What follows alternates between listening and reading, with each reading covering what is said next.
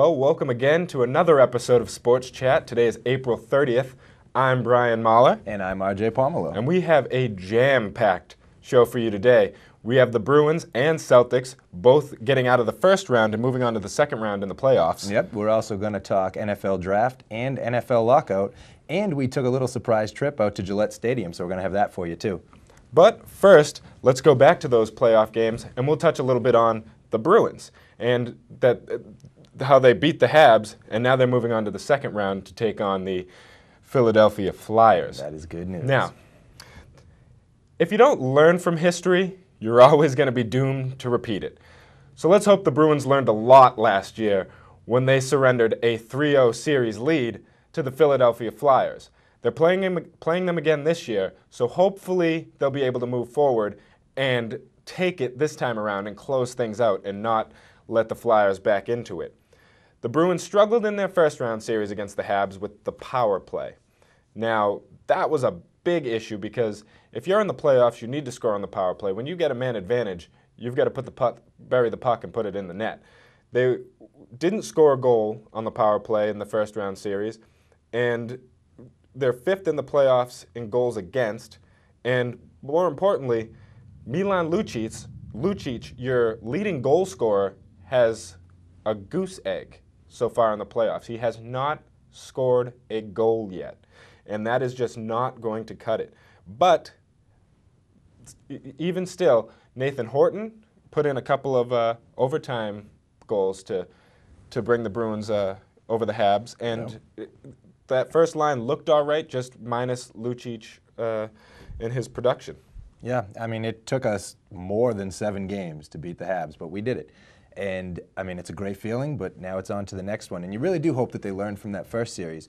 But you can almost look at it as good news that they were able to win a series while they struggled so bad with the power play and with Lucic not scoring a single goal in the entire series. If they can just tweak those things, not even fix them completely, just get a little bit of production from Lucic and get a little bit of production from the power play, you have to assume that they're going to have a good shot at winning this series. Absolutely. And I sure hope they do, because I do not want anything to do with having to deal with that again. No. I don't really want to discuss it. The word is redemption right now. Yes, redemption. So, moving on, the Celtics also won their playoff series. They swept the New York Knicks 4 games in a row. And they looked a little bit like the Celtics of old. Not at first. At first, they kind of looked like the Celtics from the end of the regular season, but after about 2 games against the Knicks, they flipped that switch and they were in playoff mode. And the Celtics really can do that. They can flip that switch and they can play playoff basketball, and that's what they've been doing. So, Celtics beat the Knicks. They're moving into the second round, and they're going to play the Miami Heat. That's right. LeBron James is coming to town. We're playing the Miami Heat. Dwayne Wade, Chris Bosh will be there too. But the good news is that's about all the Heat have to offer. Yeah. So during the regular season, the Celtics were 3-1 against the Heat. The first 3 games in the regular season, the Celtics won.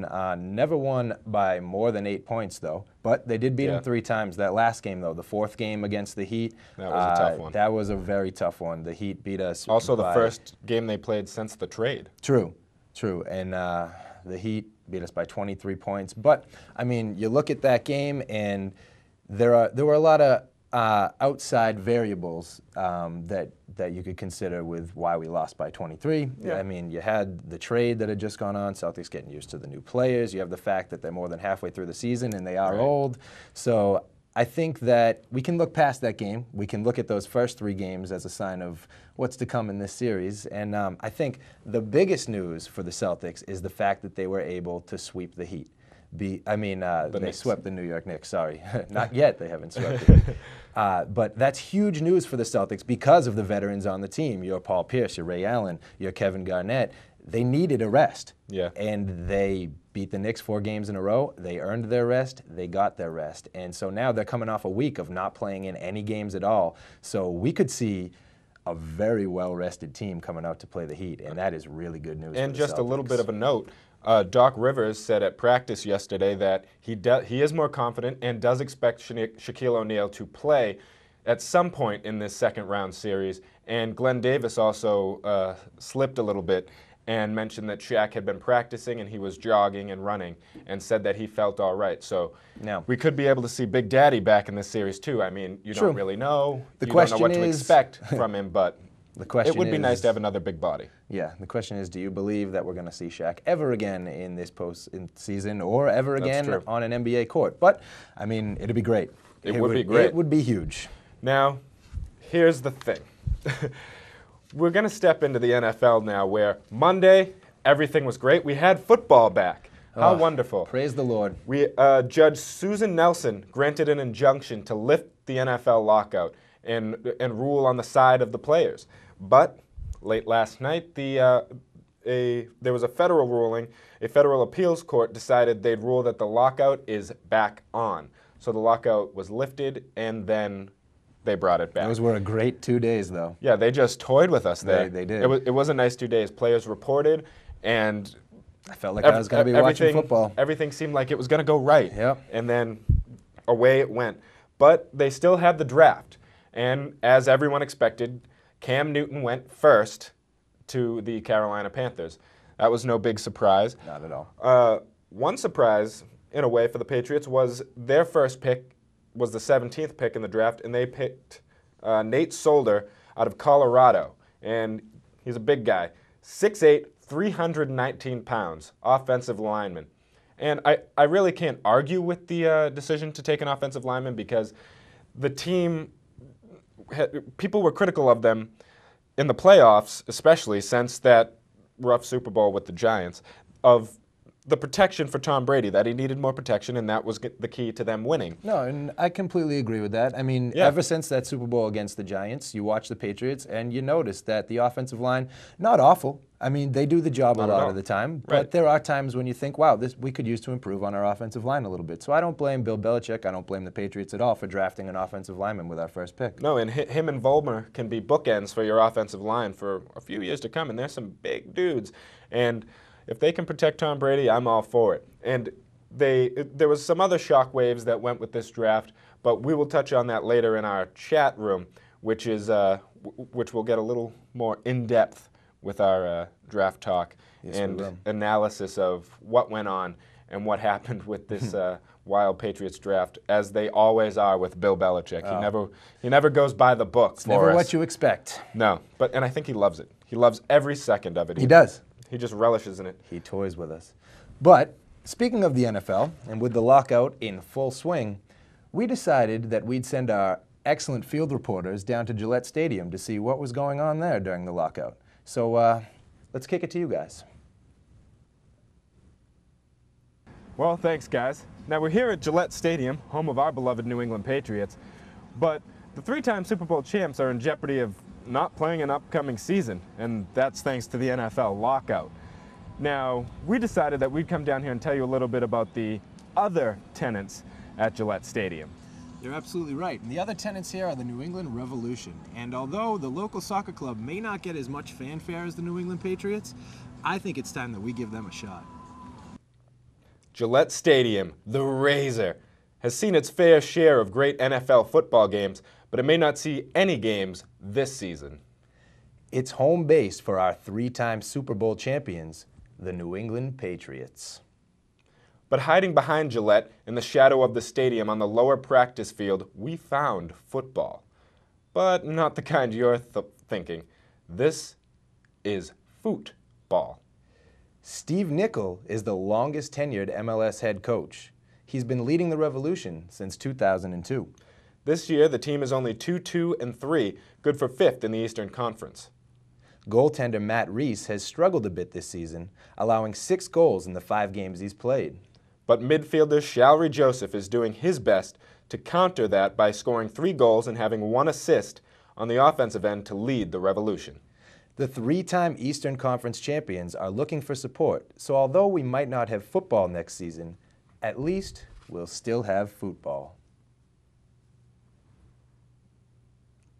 Thanks, guys. Excellent job out there. I know, they were some good-looking fellas. They absolutely were. And they really know how to do their job. They did an excellent job. And, you know, we should maybe get out there and support the Revolution a little bit. I think so. I mean, especially without the Patriots. And just a note, I mean, when Steve Nickel took over, in 2002, the Revs have been very good. Every year they made it to the Eastern Conference Finals up until 2008. Yeah, So maybe with a little bit of extra support, they could get over that hump and get all the way to winning the championship.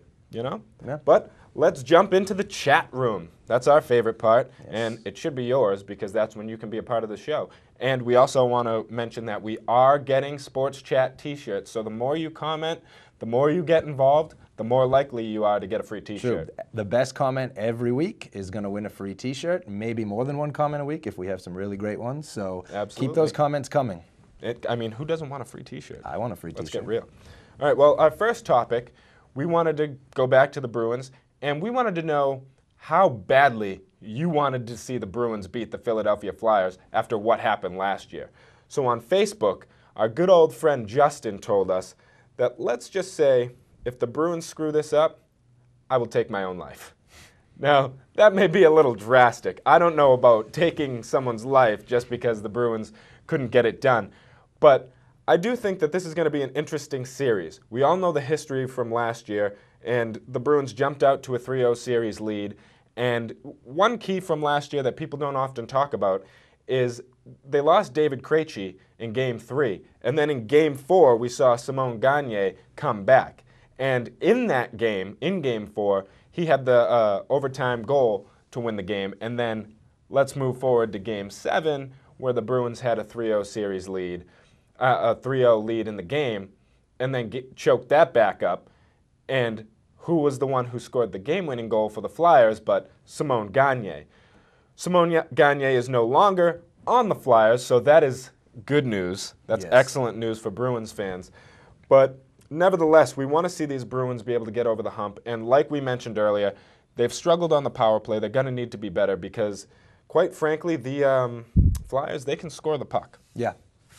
But They can definitely put the puck in the net. most important thing, we want the Bruins to win so that Justin doesn't take his own life. Agreed. We definitely don't want to see that. Yeah. And just a few numbers on what the Flyers can do offensively.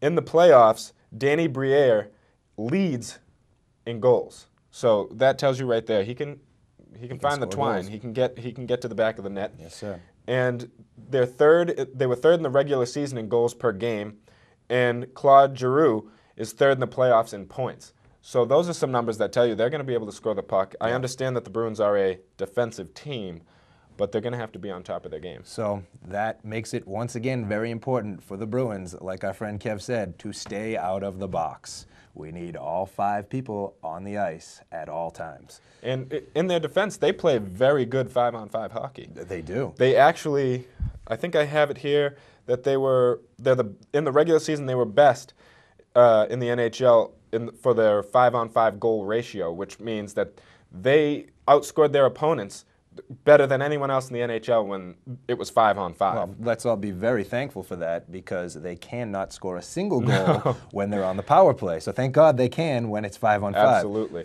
So hopefully they'll be able to figure that out, get Lucic back on track, and hopefully Horton will continue the way he's been playing because in his first trip to the playoffs, he looked pretty darn good the first round. So. Yeah, and Lucic should be coming around. I mean, if you think back to past postseasons and even the beginning of the regular seasons the past few years, he does. Yeah. He's a slow starter. That's just how he is. I mean, 7 games is pretty slow, but hopefully, you know, that 8th game will be the one where he'll show up and he'll start to play. So. Yeah, absolutely. So moving on. The next topic, the next question that we asked in the chat room was we wanted opinion on what you thought about the Patriots draft overall so far. Draft isn't completely done yet, but the first 2 rounds are all the way through. And so on Facebook, Matt told us, I think we missed out on a great running back that fell into our laps. And Matt might be right. Ingram's a great running back, and we did have the opportunity to draft him. Those 2 things are true. But that's certain.